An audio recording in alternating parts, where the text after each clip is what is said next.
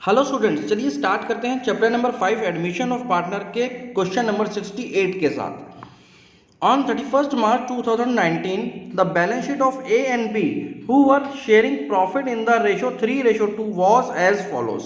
तो बच्चे ये हमारे पास एक बैलेंस शीट दे रखी है जिसमें इन्वेस्टमेंट फ्लक्चुएशन फंड और जनरल रिजर्व फंड दो ऐसे फंड्स हैं जो कि हमारे पार्टनर्स के प्रॉफिट में से निकाले गए फंड्स हैं। तो हमने इसको मार्क कर लिया। On 1st April 2019, they decided to admit C as new partner for 1/5 share in the profit on the following terms। तो देखिए क्या क्या टर्म्स है हमारे पास। C brought 1 lakh as his capital and 50,000 as his share of premium for goodwill। Outstanding salaries of rupees 2,000 be provided for। The market value of investment was 50,000। तो यहाँ पर हमारे पास मार्केट वैल्यू बता दी है इसकी।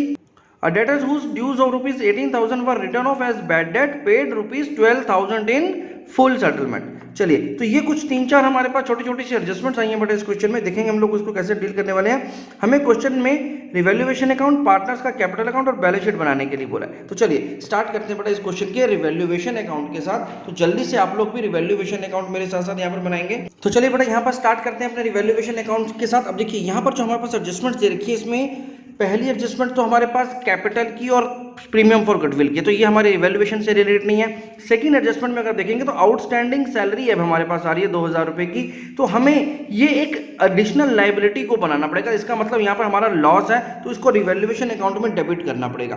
तो यहाँ पर आ जाएगा हमारे पास आउटस्टैंडिंग सैलरी बेटा, और ये जो आउटस्टैंडिंग सैलरी होगी बेटा ये होगी 2,000 रुपीज़ की, जैसा कि हमें एडजस्टमेंट में मेंशन किया हुआ है। चलिए अगली जो यहाँ पर हमारे पास एडजस्टमेंट है वो है market value of investment was 50,000। अब देखिए यहाँ पर 50,000 रुपये की मार्केट में हमारी वैल्यू हो गई है उस इन्वेस्टमेंट की जिसको हमने 60,000 रुपीज़ में खरीदा था।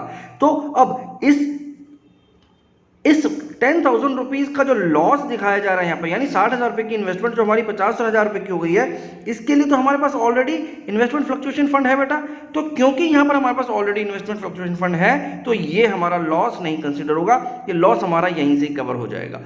चलिए, तो ये बात अभी हमें यहाँ पर नहीं लिखने की जरूरत, हम लोग आगे देखेंगे। इसके बाद बेटा जो लास्ट में हमारे पास जो टर्म दे रखी है उसमें दिखा है A debtor whose dues of rupees 18,000 were written off। अब देखिए यहाँ पर क्या हो रहा है, एक डेटर था जिससे हमें 18,000 रुपीज लेना था और हमने उसको as a bad debt write off भी कर दिया था, यानी हमने उसको ऑलरेडी लॉस कंसीडर कर चुके हैं अपनी बुक्स के अंदर। अब उसने आकर के 12,000 रुपीज़ अपने फुल सेटलमेंट में हमें पे कर दिया है। मतलब जिसको हम लोग लॉस मान चुके थे, डेटर से हटा चुके थे, उसने अब हमें 12,000 रुपीज़ अमाउंट पे कर दिया। तो ये अब हमारे लिए एक प्रॉफिट वाली बात होगी। जिसको हम लोग ऑलरेडी लॉस में काउंट कर चुके हैं, अपने प्रॉफिट एंड लॉस को क्लियर कर चुके हैं, अब वहां पर अगर मुझे ये 12,000 रुपये मिल रहा है तो ये मेरे लिए प्रॉफिट वाली बात है। तो ये रिवैल्यूएशन के क्रेडिट साइड में मेरे पास आ जाएगा, क्योंकि ये पैसा मेरे पास कैश में आ रहा है तो बैंक अकाउंट मेरा यहाँ पर आ जाएगा और 12,000 रुपीज़ मुझे यहाँ पर मिल गया जो फायदा हुआ। और इसके आगे आप लिख देंगे यहाँ पर कि ये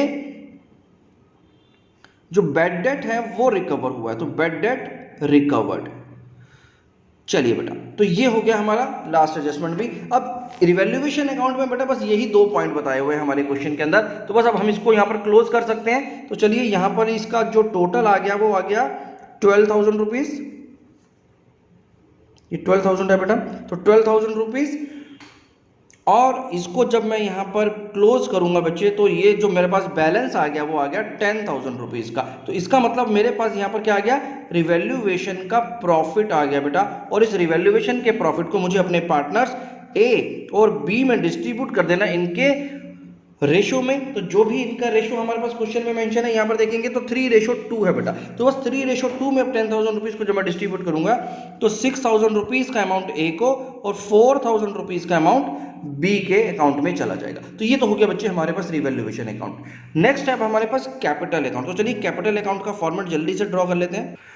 तो चलिए बेटा, अब हमारे पास कैपिटल अकाउंट के अंदर सबसे पहले हमें यहाँ पर लेकर के आना है बेटा बैलेंस। तो यहाँ पर जो भी हमारे पास बैलेंस ब्रॉट डाउन किया हुआ है वो देखें क्या क्या है। तो यहाँ पर जो हमारे पास ए का बैलेंस दे रखा है वो दे रखा है 1,60,000 रुपीज़ का बेटा, और बी का बैलेंस गिवन है आपके पास 1,40,000 रुपीज़। तो ये हमारे पास दोनों बैलेंसेस आ गए। इसके अलावा अब देखिए यहाँ पर हमारा जो तीसरा पार्टनर आ रहा है वो कुछ कैपिटल लेकर के आ रहा है, तो वो हमारे बैंक अकाउंट में एंट्री आ जाएगी, और ये जो कैपिटल लेकर के आ रहा है सी वो है 1 लाख रुपीज़। तो ये 1 लाख रुपीज़ का भी मेरे पास यहाँ पर अमाउंट आ गया। ये हमारी पहली ही एडजस्टमेंट है बेटा। देखिए यहाँ पर हमारे पास सी 1 लाख रुपीज़ का कैपिटल लेके आया था, इसके साथ साथ वो 50,000 रुपीज़ का प्रीमियम फॉर गुडविल भी लेकर के आया। तो चलिए सेकंड यहाँ पर हमारे पास आ जाएगा प्रीमियम फॉर गुडविल अकाउंट, और ये जो प्रीमियम फॉर गुडविल अकाउंट हमारे पास आया ये किसको देना है आपने, ये हमारे पार्टनर्स ए और बी जो कि हमारे ओल्ड पार्टनर है, इनको इनके सेक्रीफाइसिंग रेशियो में देना है बेटा। और इनका जो सेक्रीफाइसिंग रेशियो वो अच्छे से जानते हैं, इनका ओल्ड रेशियो यानी 3:2 ही हो जाएगा।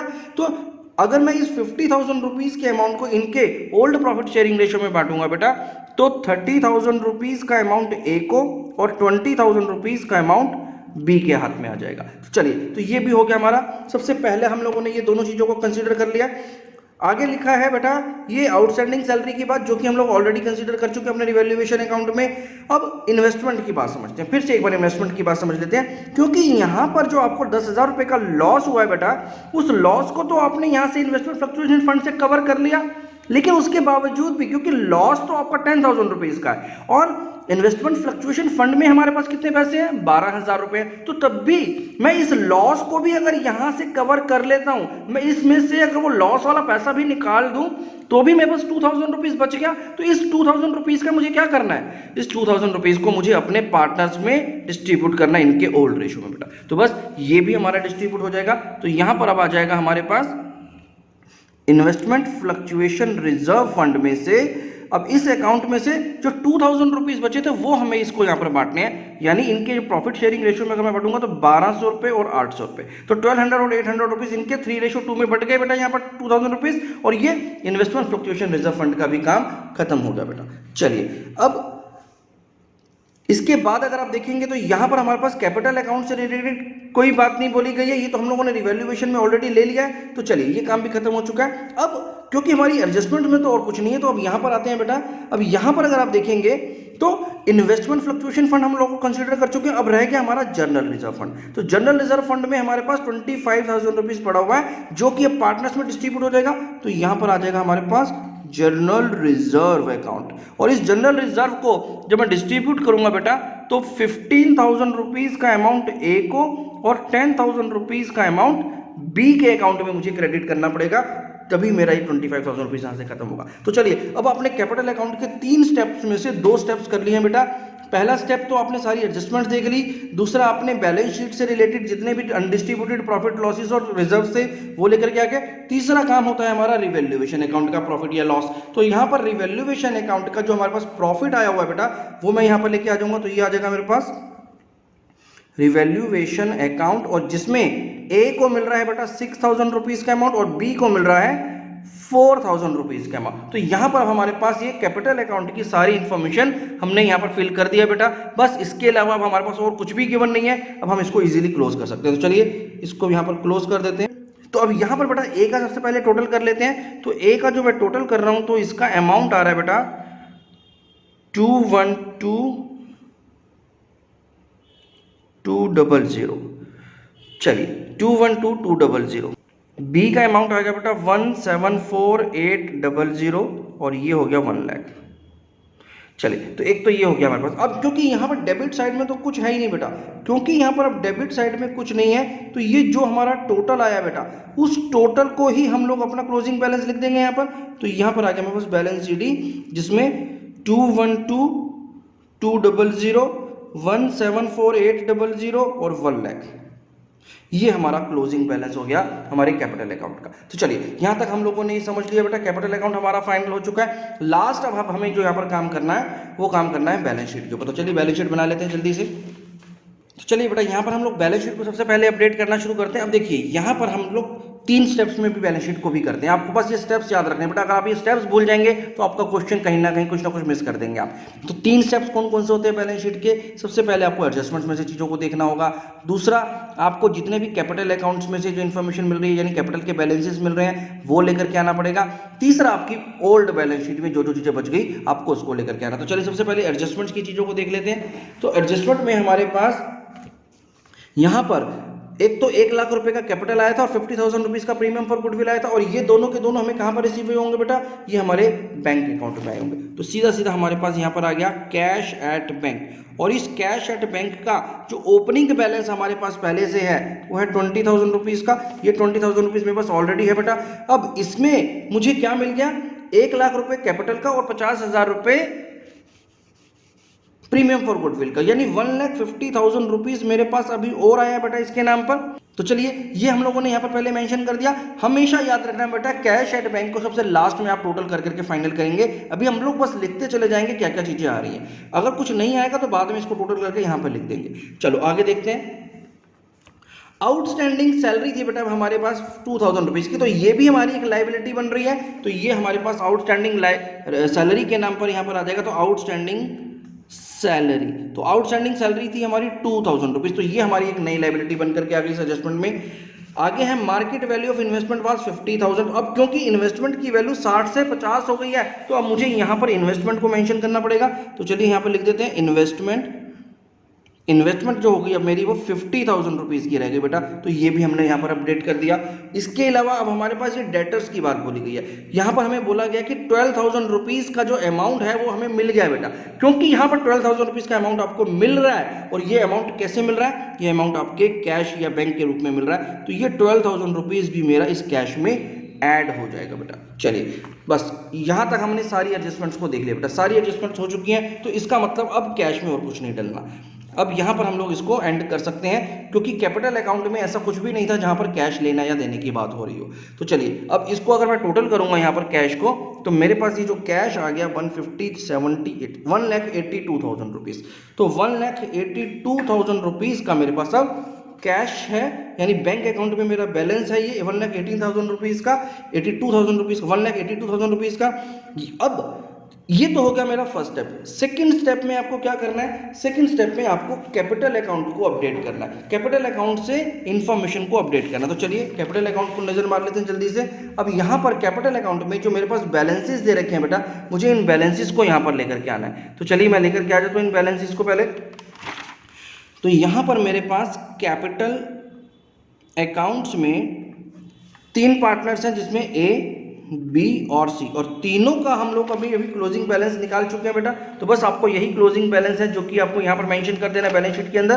तो ये आ जाएगा बेटा 212,200। इसके बाद आ गया हमारे पास 174,800 और 1 लाख रुपीज़। बस बच्चे, तो ये तो हो गया हमारा कैपिटल का काम। तो ये टोटल अगर आप इसको करेंगे तो ये टोटल आ गया कैपिटल का 4,87,000 रुपीज़ का बेटा। ये हो गया हमारे पास कैपिटल का अमाउंट। चलिए तो यहाँ पर हमने दोनों स्टेप्स कर लिए। तीसरा स्टेप है हमारा जो बैलेंस शीट पहले से गिवन है उसको अपडेट करना है। तो यहाँ पर देखते हैं बेटा, लाइबिलिटी साइड में सबसे पहले दिया हुआ है क्रेडिटर 30,000 रुपीज़, जो कि अभी तक हम लोगों ने नहीं लिखा है। तो यहाँ पर लिख देंगे हम लोग क्रेडिटर्स। तो क्रेडिटर्स है हमारे पास 30,000 रुपीज़ के बेटा। तो ये हो गया हमारे पास क्रेडिटर का अपडेशन। नेक्स्ट है हमारे पास इन्वेस्टमेंट फ्लक्चुएशन फंड, हम लोग ऑलरेडी यूज़ कर चुके हैं, खत्म कर चुके हैं इसको। जनरल रिजर्व हम लोग ऑलरेडी डिस्ट्रीब्यूट कर चुके हैं। उसके बाद आ गया कैपिटल। बस बच्चे और कुछ भी नहीं मिला अब हमें इसमें। तो यहाँ पर मेरा लाइबिलिटी साइड का तो काम खत्म हो चुका है। अब बात कर लेते हैं एसेट साइड की। एसेट साइड में अगर मैं देखूंगा तो कैश एट बैंक मैं ऑलरेडी इसको ले चुका हूँ बेटा, यहाँ पर हम लोग कंसीडर कर चुके हैं कैश एट बैंक को। इसके बाद हमारे पास है डेटर्स। चलिए डेटर्स को यहाँ पे लिख लेते हैं अब। तो डेटर्स हैं जो हमारे पास, वो कोई भी चेंज नहीं हुआ है बेटा भाई इसमें। तो एज इट इज़ आपको यहाँ पर जैसा जैसा इसमें लिखा हुआ है आपको वही सेम चीज़ यहाँ पर लिख देनी है, क्योंकि इसमें कोई भी चेंज आपको नहीं बताया गया है एडजस्टमेंट के अंदर। तो ये 80,000 रुपीज़ के हमारे पास डेटर्स गिवन है बेटा। इसके अलावा अब हमारे पास स्टॉक है बेटा, जिसमें कोई चेंज नहीं हुआ है। तो स्टॉक अकाउंट में सीधा सीधा आपके 1,30,000 रुपीज़ एज इट इज़ लिखे जाएंगे बैलेंस शीट में वापस।